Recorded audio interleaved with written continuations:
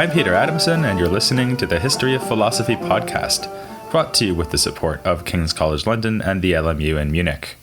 Online at www.historyofphilosophy.net. Today's episode, By the Book, Ibn Taymiyya. It's a thankless job being a critic of philosophy.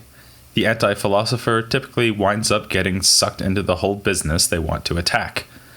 After all, anyone who mounts a serious case against philosophy is bound to give what amounts to a philosophical argument, which is a bit self-defeating. And, in a bitter irony, the really sophisticated and interesting opponents of philosophy are simply absorbed into the annals of the subject they so detest.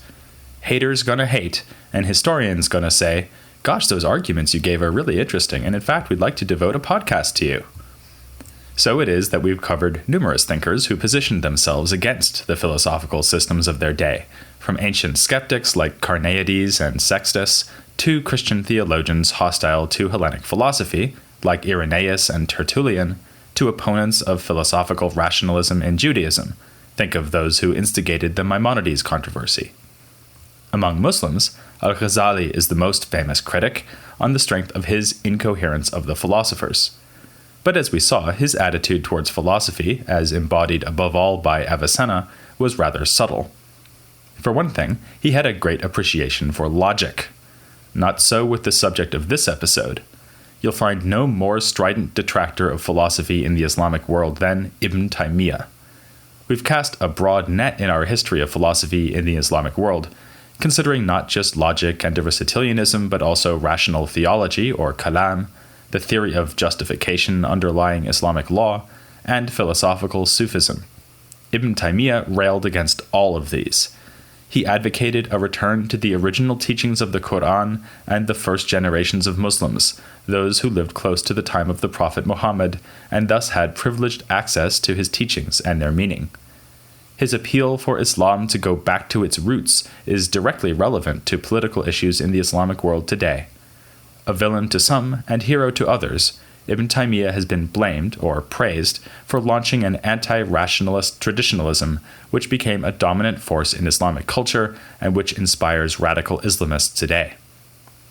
Of course, I never mention the popular conception of a historical thinker without going on to say that it is misleading, and Ibn Taymiyya is no exception. For one thing, recent research has suggested that, although Ibn Taymiyya had a close-knit circle of admirers and followers, he did not exert widespread influence within the Islamic world in subsequent centuries. His cultural resonance is a more recent phenomenon. Also, despite his opposition to philosophy and kalam, it is inaccurate to describe him as an anti-rationalist. To the contrary, he insisted that the deliverances of reason are necessarily in harmony with the Quran and prophetic traditions. His basis for this claim was the same as the one given by that arch-rationalist Averroes. Revelation is true. Whatever is proven by reason is true, and there can be no contradiction between two truths. Of course, Ibn Taymiyya did not agree with Averroes that we should therefore use Aristotle to understand the teachings of the Quran. Instead, he urged us to dispense with the pretentious subtleties of the philosophers and theologians. We should rather accept the deliverances of natural reasoning and the straightforward Islam of the earliest generations, who in Arabic are called the Salaf, meaning predecessors or forebears.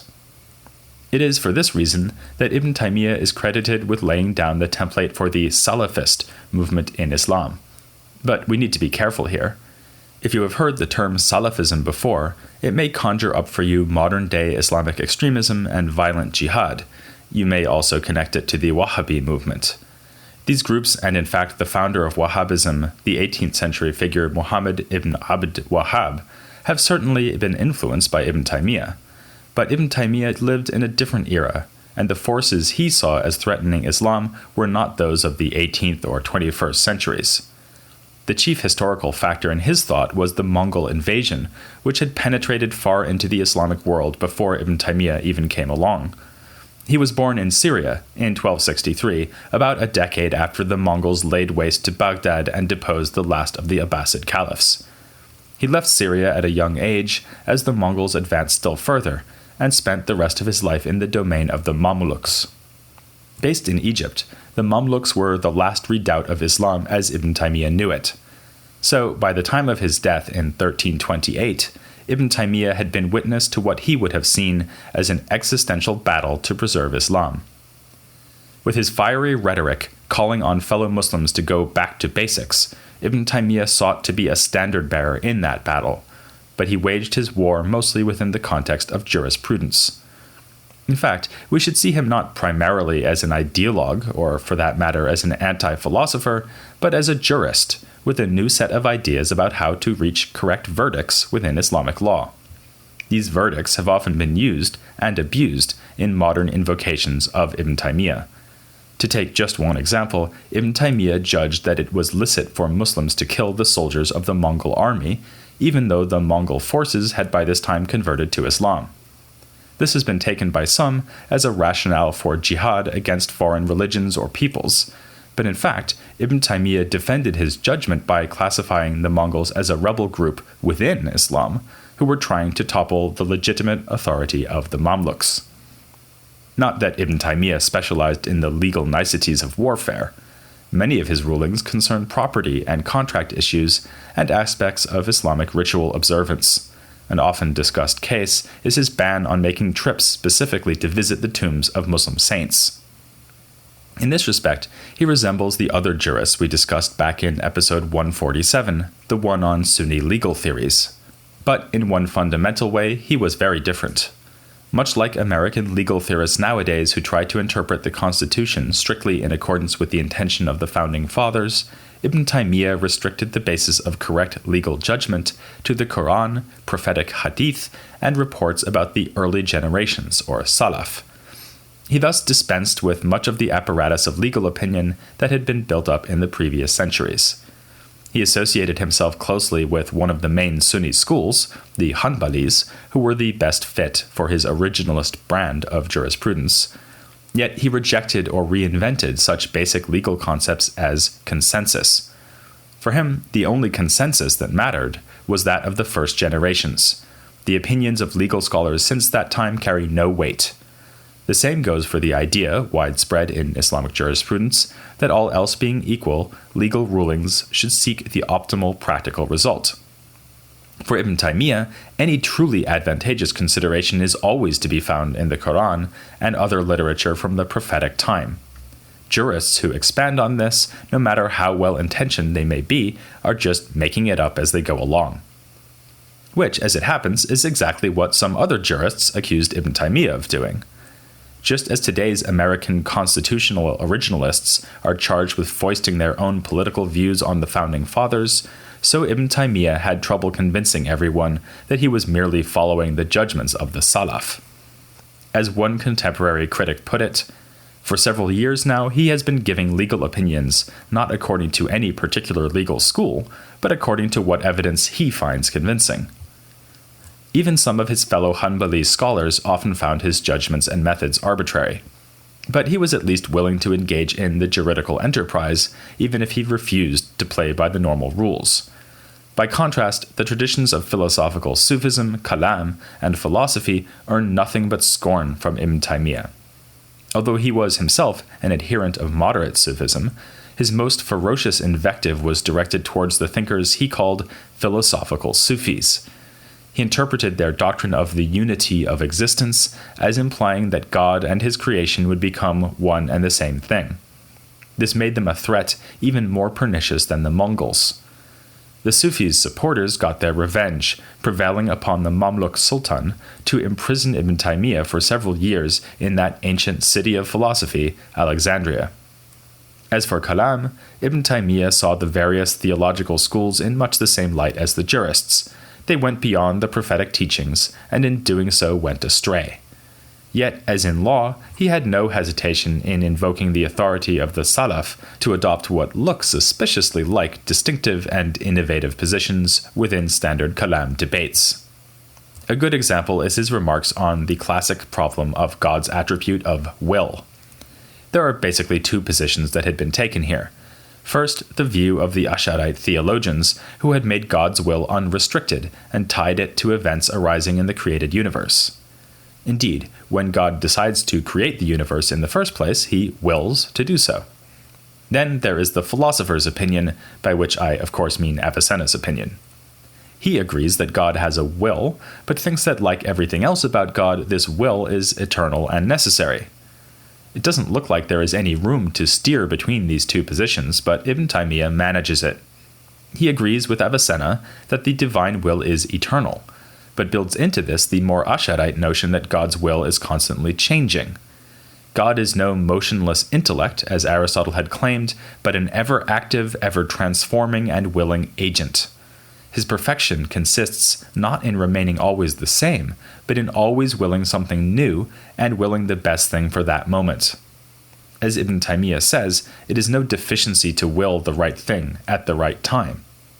So, Avicenna and the other philosophers were just wrong to think that God's divinity would be compromised if he were to change.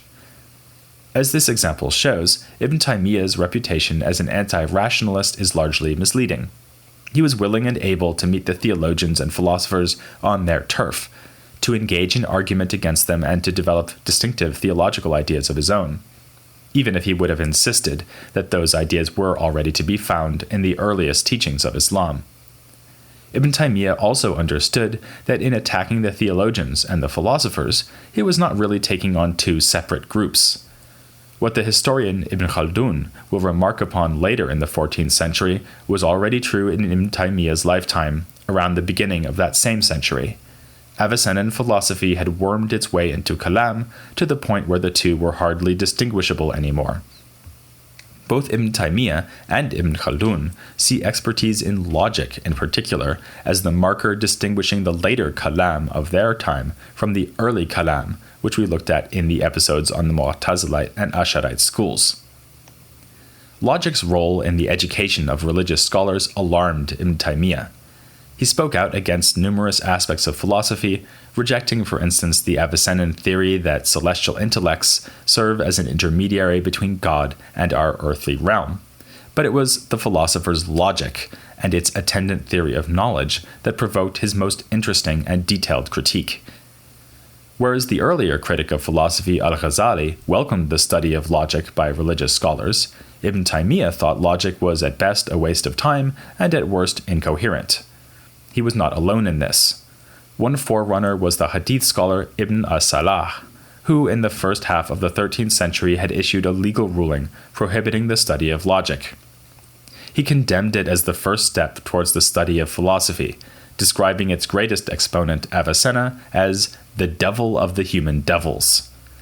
Echoing al-Ghazali's opinion that Avicenna's theories made him an apostate, Ibn as-Salah urged that the death sentence would be appropriate for anyone who refuses to give up on the study of logic and philosophy.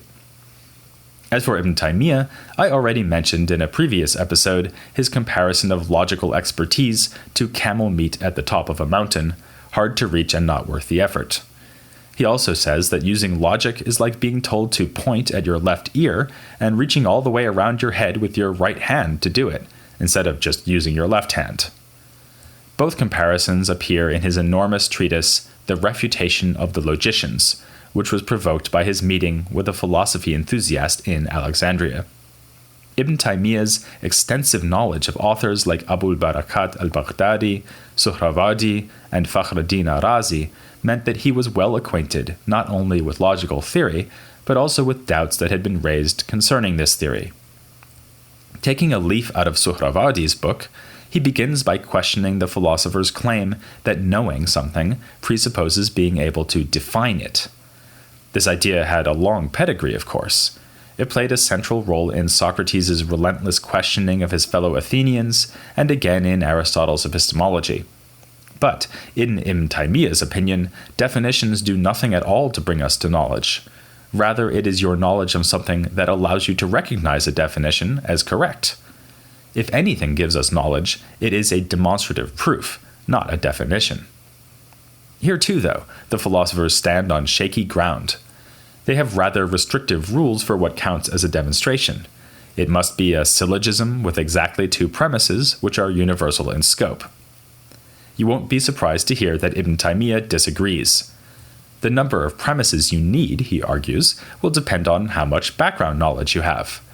If someone learns that the Prophet forbids the drinking of intoxicating beverages, he might immediately infer that he shouldn't drink wine. Someone else might first need to learn that wine is an intoxicating beverage.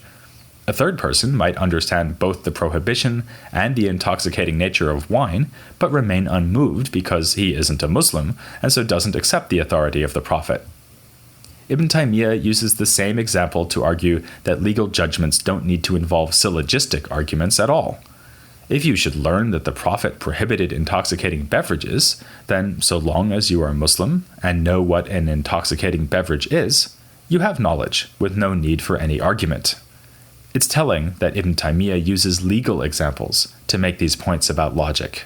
This confirms our suspicion that he is alarmed at the way logic was being integrated into juridical education. With these criticisms, Ibn Taymiyya is not so much proposing a different way of doing logic as trying to show that logic is pointless. Definitions and syllogisms presuppose, or come along in the wake of, our direct knowledge of things. In much the same way, he dismisses the premium that Aristotelians place on universal knowledge. In the first instance, argues Ibn Taymiyya, we always know particular things. Our universal knowledge is just a generalization from our experience of particulars and is always liable to be trumped by a novel encounter that will overturn the generalization. How then can universal understanding be better than particular experience? Ibn Taymiyya even goes so far as to say on this basis that sensation is better than intellect. That would be a heresy from the philosopher's point of view, but it's an obvious fact for Ibn Taymiyya, given that sense perception of particular things is the sole basis for the universal generalities of the mind. All of this helps him to show that the philosopher's logic is no better than the kind of reasoning used in Islamic jurisprudence. Legal judgments, as we know, were frequently reached on the basis of analogy, and analogy means transferring a judgment from one particular case to other particular cases that are similar to it. With its emphasis on particulars, Ibn Taymiyya's epistemology is, not coincidentally, custom-made to make sense of this kind of reasoning.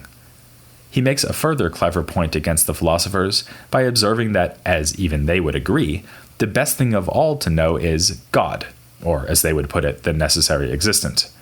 But God is a particular thing, not a universal thing, so the best knowledge possible is not universal in nature.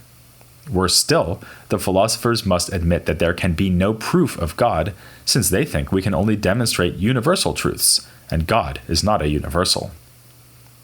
As Ibn Taymiyya enumerates the weak points of logic, it becomes clear that however pointless this science is, he has mastered it fairly well.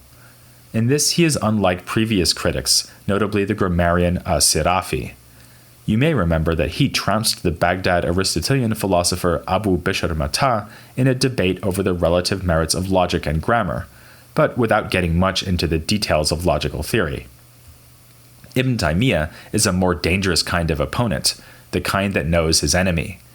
He mentions such technical points as the reduction of all syllogistic forms to the first figure and the merely mental existence of universals. He also has a good eye for the embarrassing anecdote. He tells us that the logician Al-Khunaji admitted on his deathbed that he knew nothing apart from the fact that a contingent thing needs an external cause to exist. But the contingent thing's lack of a cause is non-existent, so in fact he wound up knowing nothing at all. This is not to say that Ibn Taymiyya's critique of logic is always well-grounded. His complaint that the efficacy of an argument depends on the listener's background knowledge was actually well understood by Aristotle and his heirs. This is why they routinely distinguish between what is absolutely primary in an explanation and what is primary for a given person who is seeking that explanation. The philosophers could use this same point to answer Ibn Taymiyya's criticism about particulars and universals. Sure, sensible particular things are primary to us, but they are not primary in scientific explanation. Ibn Taymiyya did offer a significant challenge to the logicians, but they seem to have felt that they could answer his criticisms or get away with ignoring them. They were probably right about that. In modern times, Ibn Taymiyya's radical agenda has won him great cultural currency. Among the Muslim thinkers we've covered so far, only Al-Ghazali and Rumi equal his prominence in the contemporary world. But in his own time, and for some centuries thereafter, Ibn Taymiyya's legal radicalism made him a relatively marginal figure. His criticisms did not put a stop to philosophical Sufism in the mold of Ibn Arabi, or derail the process by which logic and other philosophical disciplines were integrated into religious education. But, to be fair to him, stopping the development of Avicennan philosophy and Kalam, or for that matter philosophical Sufism, was proving to be a difficult task indeed. As we'll see next time, even the Mongol invasions couldn't manage it. In fact, there was so much intellectual activity in this period of supposed decline that we may wonder, is it even possible to provide a general overview of philosophy and science under the Mongol dynasties? Join me as I say, yes we can, here on The History of Philosophy without any gaps.